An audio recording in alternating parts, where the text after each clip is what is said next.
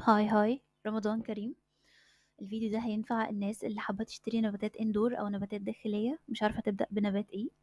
تعالوا في الفيديو ده هنعرف اسهل النباتات الداخلية اللي ممكن تبدأوا بيها. اول نبات هو البوتس، والبوتس من اسهل النباتات الداخلية لانه سهل الرعاية، مش بيحتاج رعاية كتير او حد خبير، كل اللي بيحتاجه شوية مية وقليل الاصابة. تاني نبات هو اللاكي بامبو او عصا موسى او بامبو الحظ. ده نبات مائي، ممكن بسهولة جدا أراعيه في فازة فيها مية بجددها له كل فترة.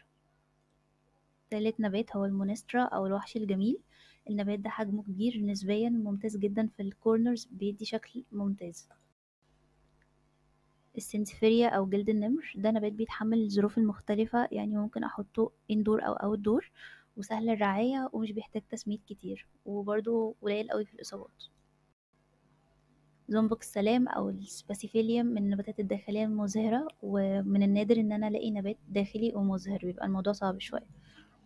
السانجونيوم ده نبات ظل أو شمس مغربلة، نبات مش بيحتاج رعاية كتير، واختيار ممتاز لو حد مبتدئ، وبيجيب خلفات كتيرة جدا وبسهولة، يعني سهل التكاثر.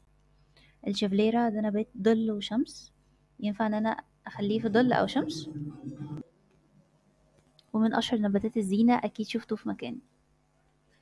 النوع اللي بعد كده اسمه أنتوريوم، ده نبات داخلي مزهر، فيه أزهار ألوانها متعددة، في الأحمر والبينك والأبيض، وبرضه من النباتات الداخلية المزهرة، ودي حاجة نادرة. الأجلونيما ده نبات بيمتاز بتعدد الألوان بتاعت أوراقه، صعب تلاقي نباتين زي بعض، في ميكس ألوان حلو جدا، ومنه أنواع متعددة، وبرضه سهل الرعاية.